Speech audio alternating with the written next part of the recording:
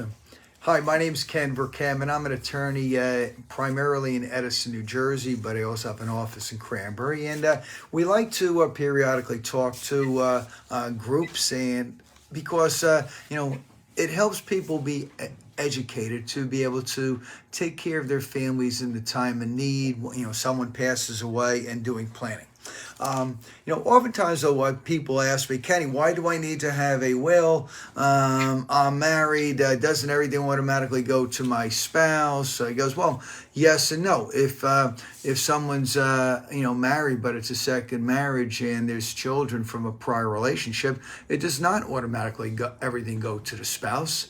But also by not doing any kind of planning, you're creating a problem for people in the future because you have issues with when the second person passes away, who's going to inherit. So, number one, and the surrogate, can correct me if I'm wrong, but when someone doesn't have a will, or the will is declared invalid because it wasn't signed correctly, or someone used some cheap thing online and didn't do it right, the procedure to distribute assets becomes much more complicated. Even if all the children agree on who's going to be the administrator of the will, that you still have to sign the other children have to sign a renunciation in front of a notary and has to be filed with the surrogate. But if the children don't sign, all agreeing of renunciation, agreeing upon who's going to be the administrator, then oftentimes you have to file a complaint order show cause in the Superior Court. And I'd say, listen, we love our Superior Court judges, they're good people, but in order to get there, you're usually looking at spending in legal fees and court costs at least $3,000. Number two, though, there's also, if there's no will or the will is declared invalid, the administrator typically has to take a thing out called the surety bond, and you're paying money for the surety bond. So again, part of doing planning is, don't you want to have your kids have to spend less of your money after you pass? By doing planning, you're making things easier. For people that have minor children, well, if there's no will, usually say a stranger determines who gets custody of children. That's a Superior Court judge. But the most important things, it often causes, arguments, fights, sometimes lawsuits amongst families. So when the family's in mourning after someone passes away, there shouldn't be one more thing they have to deal with. So think about who do you want to get your assets? Who you don't want to get your assets? If there's children, you certainly don't want an 18 or 19-year-old to inherit money because they don't do things wisely. And beware of these online forms that say these are perfect for you, these are good everywhere, because oftentimes they are not.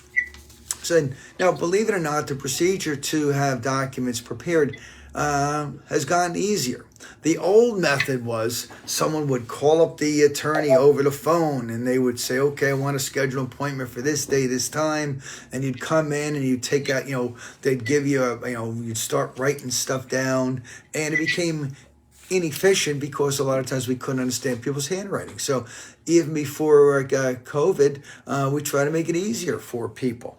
The attorneys email someone a questionnaire, and either that person or one of their kids can help the parents. They're going to type up things: who's executor one, who's executor two, if they pass, who gets their things. And you always want to have a what if one of those people isn't around, who would get their share. Don't have anything dangling. I take advantage once I get the questionnaire, and I try to call everyone up. If someone wants to drive into my office and sit down with us after they've typed it up, then we're willing to do that. But a lot of times I'll say, aside from trying to see my smiling face, why do you think you need to come in? Because I can talk to you use when I'm driving with the hands free. I'm listening. I got all the time in the world when I'm driving, and we find for the majority of people that's easier. Some of our my seniors, they say, well, I really want to come in. Okay, that's fine. So, what are some of the things that you want to provide type up or give to the attorney? Well, obviously, your correct address. And again, some people don't have email. That's okay. Their kids or a friend can help them. We just have to be careful, though, of the conflicts and competency, because when I see a form filled out where one kid is getting everything, that's all of a sudden you got to think, wait, what's really going on here? Let's see, even before COVID, some people couldn't get into our office, and I've been to, people's houses, care facilities, hospitals. But before I go, I want to talk to everyone over the phone first, because I have to make sure it's what that person wants, not what their caller wants. And just quick story, like Johnny calls me up, mom wants to do a new will and leave everything to me, and mom also wants to sign the house over to me. Okay, when can mom come in? Well, she can't. She's on an oxygen tank, but okay, we have a form that the doctor can sign saying the person's competent to do, like, a will, power of attorney, living will, whatever the document. Plus also, but then I want to talk to him. And in this one instance, Johnny puts mom on the phone, and mom said, okay, Mrs. B, what do you want to do? Oh, I want to turn over the house to Johnny. But for a lot of attorneys, that would be perfectly good. But I got to ask the next question, because I know the answer. Mrs. B, how many kids you have? She goes, I got 3. I said, I know that. So you want those other kids not to get everything and Johnny to get really everything because all you have is a house? Oh, no, I want all my children treated equally. That's what I thought. Put Johnny back on the phone. I go, Mrs. B, listen, let's see, just turning the house over to Johnny probably isn't the best thing for you, because the other kids aren't going to get it. Don't rely upon Johnny saying, yes, I'm going to share with my brother and sister. But more importantly, one of the dangers of just signing over the house to the other kid for one of the kids is, can you guarantee that kid is not going to pass away or get divorced? And we had a matter in Monmouth County where sometimes putting the assets into an irrevocable trust to protect it from Medicaid is best for someone. But this one fellow in Monmouth, I didn't handle the underlying case, but he decided just to turn everything over to his 2 kids. And he goes, okay, if I live 5 years, then, Medicaid can't touch my stuff. Well, unfortunately, his son passes away. So now who owns half of everything he owns? His daughter-in-law, who can do with anything really what she wants. So think about that before just saying, I want to give everything away while I'm alive to my kids. Okay, what do you want to think about? Well, okay, who's executor 1? Who's executor number 2?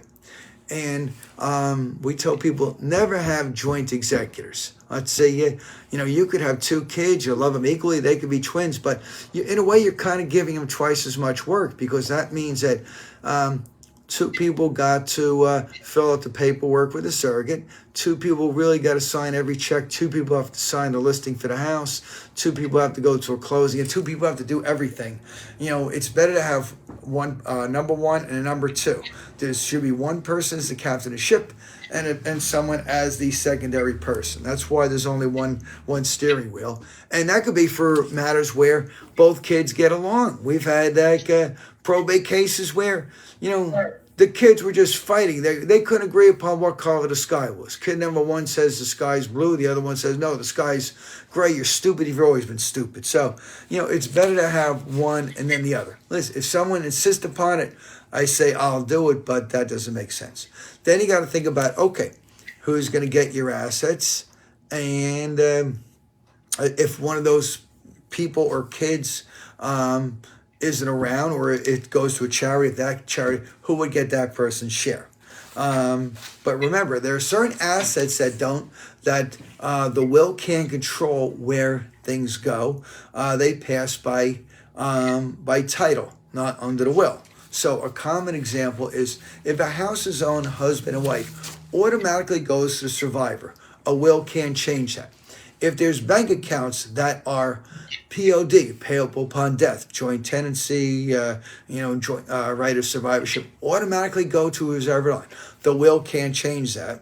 And I've even been recommending some people, I goes, listen, If you're not 100% sure, it's best that you get something from, wherever you have accounts, just confirming if you have beneficiaries or not, because the will cannot undo what you've already done.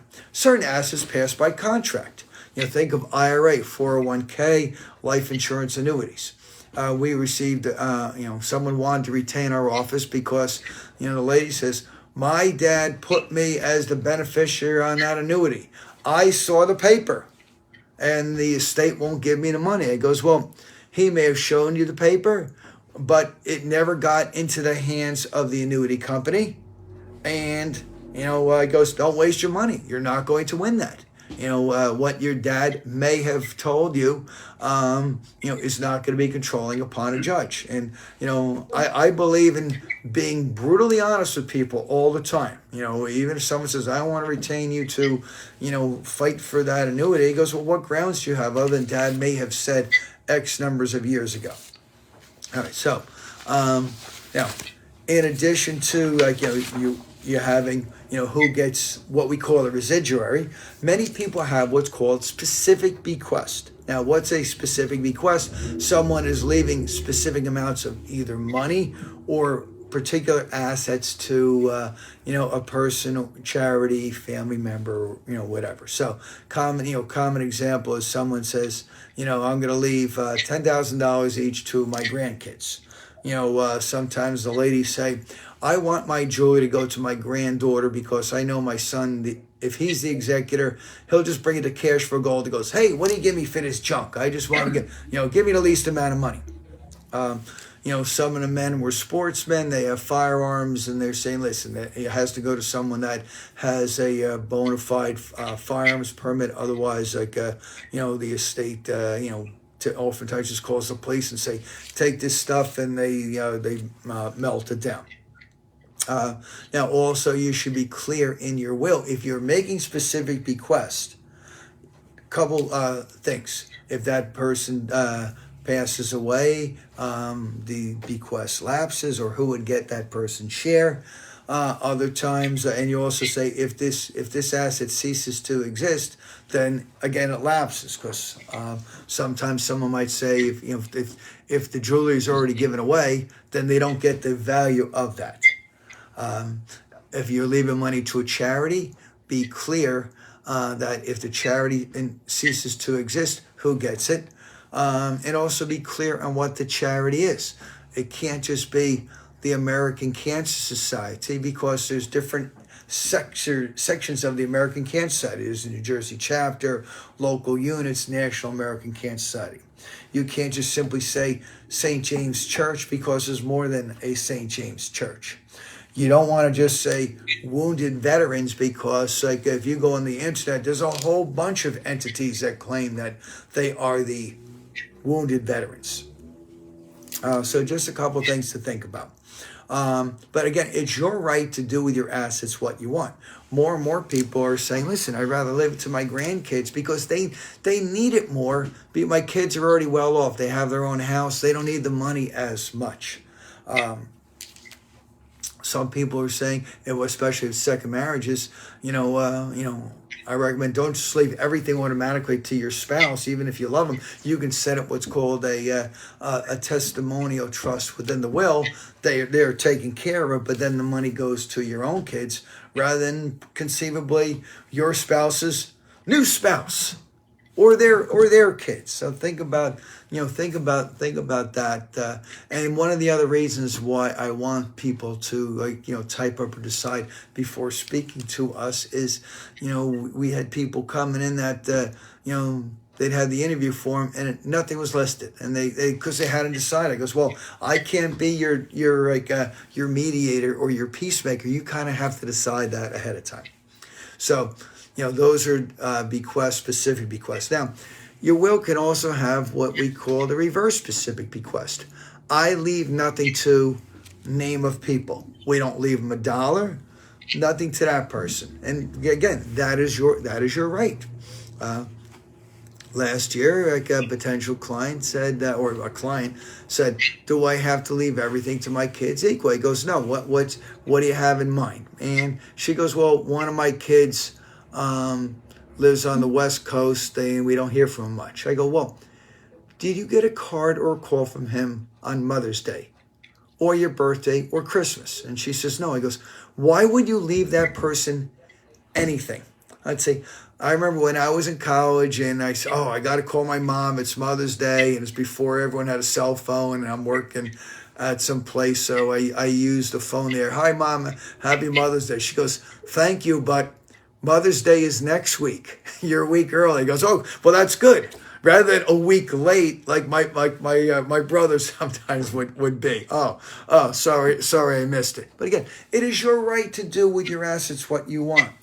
Some people don't have close family members. So again, it's your right to decide, hey, who do you want to get your right? And we did a will for a little old lady that she didn't have any children. Her spouse was predeceased. Her sisters she had some third cousins on the West Coast. And she goes, you know what? I'm leaving some, a portion to my neighbors that were always good to me. Not because they thought they were going to get money, but because they were nice people. I'm leaving some money to my hairdresser. Yeah, she got paid, but she needs it. She's not well off. And talking about well off, again, most people say, listen, I love all my kids equally, but one of our clients said, my oldest daughter, she's married to Dr. Rosenberg, the plastic surgeon. Their house in Princeton is worth $2 million. Their house on LBI is worth $2 million, and they're pretty well set. The number two kid's doing okay, but number 3 kid, her ex-husband's a bum, doesn't pay child support, doesn't pay support. She really needs it more than the millionaires. That's someone's right. So, and we also usually put clauses in wills to not have young people get money outright. They, instead of you might say they get their money when they're age 25, or with minors, we usually say they get some when they're 22, some when they're 25, the balance when they're 30. But as much money as is needed can be, given for college education, maintenance, support, etc. Let's say, we got some for the Mercer County program, some 50 or so people that are listening tonight. And, I see all the time, you got to decide, hey, how much does college cost for your grandkids? A lot. And there's no way, maybe people 40 years ago, you get a part-time job and pay for a chunk of college. You can't, a part-time job is barely going to pay for your books.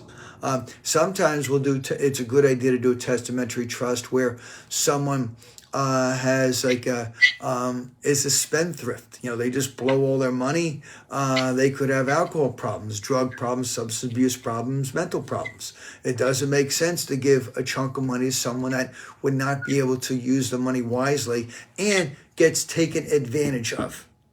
And so that's why we set up these testamentary trusts within the will. Now, there's a difference between what's called a testamentary trust and a standalone revocable trust or irrevocable trust. So, my mother-in-law used to call me every other year and goes, I want to come in and get a trust done, put my money into a trust. And I would say, were you watching Susie Orman? And she would smile and goes, oh, yes. I go, Susie Orman is so right. If you are in New York, Florida, California, where the probate process is so complicated. When my father passed away, only one condo at, $200 and whatever $1,000, and I think the fees are, and court costs, etc., are over 10 grand. So when someone wants to have a trust in New Jersey, he goes, why do you think that you need to spend, $4 or $5 grand on setting up this complicated trust, changing the assets to be owned by the trust, when typically a $400 and $500 will do the same thing. And probate in New Jersey is not expensive. For most of the time, and the surrogate's going to correct me if I'm wrong, and the county surrogate we're proud to have on tonight, but, most of the states, the probate fees are under $200, and, you're not you don't have to, it's not every step along the way like other states having to be approved and countings and things like that. So New Jersey's a probate easy state. So think about, who do you want to get your assets? Should someone get it outright? Someone not get it outright? And now a testamentary trust within the will is where you're picking a family member to be a trustee. It doesn't get funded, spring into existence really until someone passes away, and then there's money to fund it, and it can be used to pay for, let's say, rent, etc. for the kid or family member that's the one that has difficulties. In the next town over in Somerset, someone had they didn't challenge the will, but what they did was the ex-wife was owed alimony and filed a motion in family court asking that the court compel the trustee to pay her money out of the trust. And the judge, we briefed it and went in for oral argument, and the judge agreed with me. The reason why you set up trust is to protect it from really everything. You're protecting from within a trust. Medicaid, you're protecting it from taxes, you're protecting it from alimony, you're protecting it from all of the creditors, and it's the trustee's discretion in which to do. Some people insist upon what's called a revocable trust, because that's what they heard about, and their friend, sometimes it's their friend in California or whatever has one. I goes, okay, first of all, a revocable trust does not protect assets from anything, because it can be revoked. And the trust salesmen sometimes try to sell them, oh, a will is a public record, but a trust is private. Well, a will being a public record, it doesn't have a list of your assets. It just says who gets your stuff, and most people are not looking to, put crazy stuff in their wills anyway. However, some people would benefit by what's called an irrevocable trust if they're looking to protect assets from nursing home, Medicaid, etc. But that means that it has to be retitled and owned by the trust, not owned by you. Your trustee has to have control, and it's a 5-year look-back period for the purposes Medicaid, etc. So, some people ask me, well, what's the pros and cons? Well, the pros is if you live 5 years and then have to go to the nursing home, it's protected. Obviously, the con is you're paying $5 or $6 grand to have the attorney set up the irrevocable trust, and then assist in transferring the assets into the revocable trust, doing new deeds, etc. Again, the positive there is that, well, if someone has to go in a nursing home costs substantially more than the $5,000 you might paying. Going into assisted living is more than 10 grand typically. So that's where you're spending your money. But so logistically, let's get back to the wills. The attorney prepares the documents. We're trying to be environmentally friendly, remote friendly. For most people have email, we will email them the proposed drafted documents, and we say, listen, and then we tell the people, okay, we suggest you print this at home and then read it, because you'll more carefully read something that you've printed.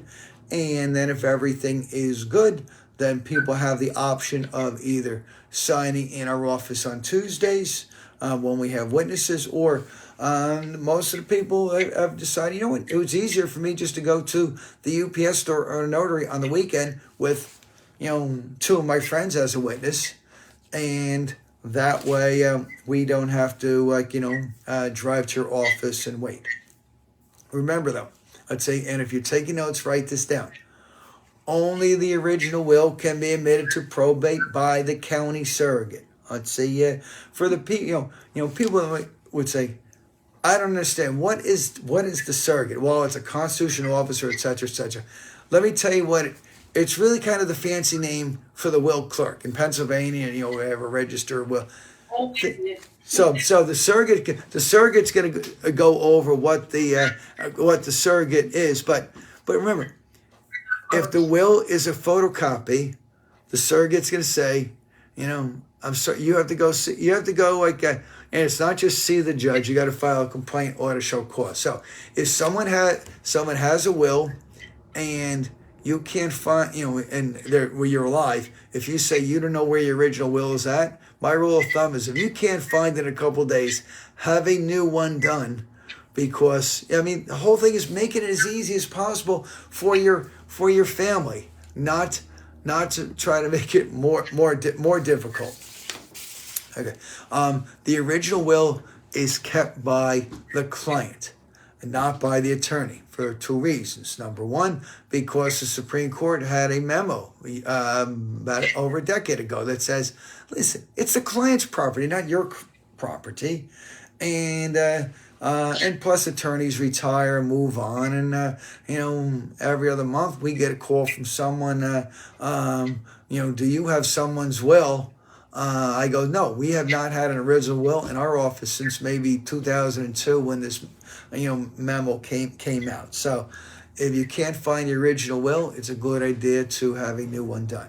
Oh, and by the way, for the people that are listening, typically we charge a consult fee, but if someone contacts us within 30 days of the seminar, then we don't charge the consult fee, and we email out the questionnaire and I talk to people. Okay, that's our little bit on wills. Let me move next into the power of attorney. Let's see, what a power of attorney really is it's like a will takes care of your assets if you pass away. What the power of attorney is you're giving the power to a family member or close friend the ability to act on your behalf legally. The power of attorney is effective typically either right away or only upon disability. If it's effective right away, typically there's language that says it's effective right away and stays effective if someone becomes disabled. So that's a durable power of attorney. And I usually recommend that as opposed to effective only upon disability, the springing power of attorney, because the problem is you could have a perfectly good power of attorney prepared by, one of the best, lawyers around. But if they go into the bank and it's effective only upon disability, the bank might say, well, how do we know the person's still disabled? What proofs do you have that they're disabled? What proofs do you have that they're not around? So it's better if in my opinion, if it's effective right away. Last year, one of our clients says, Kenny, I don't understand this legal term, durable and springing. He goes, I'm a carpenter. Explain to me in, union worker carpenter language. Okay. If it's effective right away, your son is the agent, and that gives him the power to do almost anything he wants. So he could steal your money. Obviously it's not legal, but he has the power to go into the bank and take your money. If it's effective only upon disability, he needs a note from a doctor that you're disabled before he steals your money. Knowing that, Fred, do you trust your son? He goes, oh, I trust my son with my life. Good. Make it effective right away. Now, similar to the what I mentioned on the will, be careful of these cheap or free things online because they tout stuff, but the trouble is, a bank may not honor it. And a lot of the banks, like, the big out-of-state banks were giving people a hard time. So the legislature some years ago, the power of attorney statute said, listen, if it makes reference to the New Jersey power of attorney statute, then the bank has to honor it. Otherwise, they're really in violation of, state law and Department of Banking regs. But it does have to make reference to in New Jersey, it's Section 2 of PL 1991, the statute's 46:2B-11, and a lot of, free things oftentimes don't have that. We've also revised our power of attorney over time to include even medical language, like both designated caregiver, language under post. Now, a will that's done in 2022 is valid 10 years from now. It's valid 20 years from now. It's valid 30 years from now. That doesn't mean you shouldn't have it updated if things change, but we do recommend people re-sign the power of attorney every 5 or so years so the banks don't give you a hard time. Oh, and by the way, talking about, old documents, who should be the executor? Who should be your agent? Well, kind of our rule of thumb is, can they drive to a surrogate's office and park a car and walk to the surrogate's office and do the stuff? Can they drive to a bank and do what needs to be done? I'm not anti-senior citizen. I am practical because I was joking with our surrogate earlier. He goes, okay, I know in Middlesex County, there is no easy parking near the courthouse. There is no handicap parking outside the building like there is on TV. So now, a power of attorney, after it's signed, it is a good idea to scan it, email it to yourself, to your agent, and then email the power of attorney to your financial advisor, your life insurance person, your accountant, anyone who has information dealing with your assets, so that they already have it on record.